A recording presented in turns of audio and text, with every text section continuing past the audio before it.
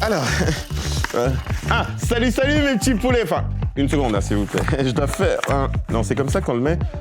Je dois faire un origami. Personne n'a un tuto pour moi? Bon ben voilà mes petits poulets, j'ai trouvé la technique. Non mais parce que cette année au niveau du sapin, j'ai décidé d'être original. Ici à Bruxelles, sous la verrière des Galeries Royales Saint-Hubert, 30 000 oiseaux de papier doré forment un sapin de 40 mètres de long. C'est la décoration de Noël choisie cette année par ces galeries. Pas de guirlande ni de clochettes, mais de l'art. Et l'artiste, c'est lui, Charles Quézin, un designer belge. De la lumière, du beau, du léger, pour faire rêver le temps d'une promenade dans ces galeries royales.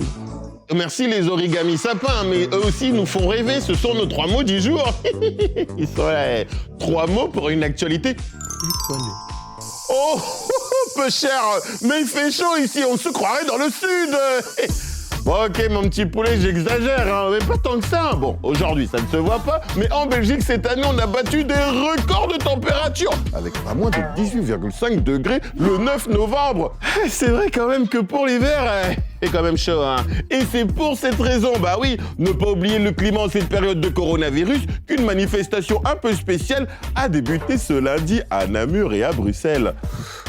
Fini les rassemblements géants comme cette marche climat à Bruxelles en 2018. Du coup, plusieurs associations ont organisé une manifestation de 60 heures, mais avec à chaque fois une seule personne. Les manifestants vont se relayer chacun pendant 1 heure pour rappeler au gouvernement l'urgence climatique. C'est une mobilisation à long terme, donc 60 heures, c'est une coalition, on a plein d'associations, de mouvements, d'organisations. Donc oui, c'est original, mais au moins ça se fait, on est présent, on se mobilise, surtout durant une période de coronavirus. Alors, le but de cette longue manifestation, c'est de mettre la pression sur le gouvernement à quelques jours d'un sommet européen très important pour le climat, qui était l'un des mots du jour. Mes petits poulets, pourquoi il me fait une radio, ce docteur, hein? Je suis sûr qu'il est en train de se tromper d'examen. Bonne nouvelle, monsieur Prési. Premier diagnostic, vous n'avez aucune fracture. Mais je le sais que j'ai pas de fracture, docteur. Moi, ce que je voulais savoir, c'est quoi une fracture numérique? Cette drôle d'expression parle en fait de la différence entre les gens qui savent se servir des outils numériques et les autres. Les personnes les plus âgées, par exemple, n'ont jamais appris à se servir d'un ordinateur, d'un smartphone ou d'une tablette à l'école, tout simplement parce que ça n'existait pas à leur époque. Et aujourd'hui, beaucoup de ces personnes sont donc un peu perdues, surtout depuis le confinement, mon petit poulet. Confinement pendant lequel beaucoup de choses se sont faites uniquement en ligne. Vous avez envie de visiter un château, mais il faut une réservation.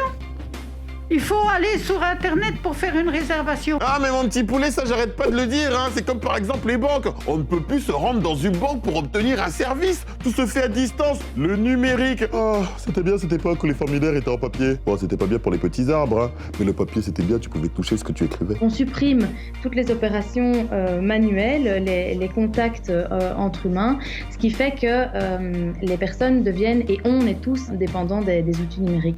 On a demandé aux élèves de l'école communale de Vinalmont s'ils aidaient leurs grands-parents à se servir d'un ordinateur ou d'un smartphone. Elle savait pas décrocher quand elle a reçu un téléphone. Du coup, j'ai dû lui montrer comment on faisait, comment on envoyait des messages. Je pense même que mon grand-père, il s'en sort mieux que moi parce qu'il fait tout le temps des films de famille. Parfois, je lui montre comment faire pour les applications que j'ai et que je sais comment ça fonctionne. Parce que je suis pas une pro de l'informatique non plus.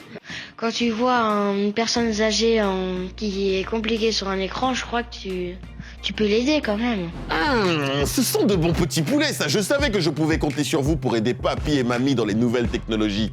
Fracture numérique était l'un des mots du jour.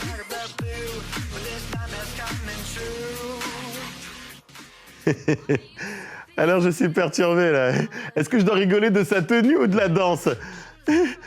Je vais réfléchir. Bon, tu le sais sûrement déjà, mais je te rappelle ce qu'est un challenge TikTok. Il s'agit tout simplement de reproduire une vidéo proposée par l'application, le plus souvent une danse, avec ton morceau préféré. Mais pas seulement, hein. Certains challenges sont très marrants, mais d'autres sont carrément dangereux. C'est le cas du Skull Breaker Challenge, populaire mais qui peut faire très mal. On fait pas ça à la maison, hein, ni ailleurs, mes petits poulets. Hein. On prend l'information, on trouve ça débile et on fait pas comme eux. Ah ça non. D'ailleurs, qu'est-ce que vous pensez de ces challenges TikTok, hein? C'est la question qu'on allait poser aux élèves de 5e année de l'école communale d'Ansin. Lana, qui se blessent et tout ça. Donc, il y en a qui sautent du toit à leur piscine. Je trouve que c'est très dangereux. Et quand c'est dangereux, ils mettent un petit truc en dessous pour dire qu'il ne faut pas reproduire ça chez vous, que ça peut prendre des blessures graves. Il y en a qui se mettent nus pour faire ça, je comprends pas. Il y a une copine dans la classe, elle arrête pas de faire des défis et je trouve ça nul. Et moi, à chaque fois, je lui dis d'arrêter parce qu'à un moment, ça commence à devenir un peu embêtant qu'elle fasse des mouvements par-ci, par-là. Et après, nous, on comprend plus rien. Elle arrête pas de faire ces trucs comme ça. Pour moi, c'est un langage qui peut dire quelque chose par la danse. Je n'installerai jamais cette application. Déjà parce que j'aime pas danser devant les autres. Et j'aime pas voir danser les autres non plus. Merci pour vos avis. Mais petit poulet, on met pas sa vie en danger pour un challenge. Challenge TikTok était l'un des mots du jour. Tu es arrivé à la fin de l'émission et là tu te dis, il n'y a plus rien à regarder, mais qu'est-ce que je vais faire? Je vais aller sur une autre chaîne. Non, que nenni, hein. Tu restes là, tu ne bouges pas. On a encore du stock à l'arrière, t'inquiète pas. De très belles vidéos. Tout ce que tu as à faire, c'est t'abonner. Oui, prends ton doigt, tu le pousses comme ça, t'appuies. J'attends, hein, je surveille. Vas-y, pousse encore. Abonné. Voilà. Merci.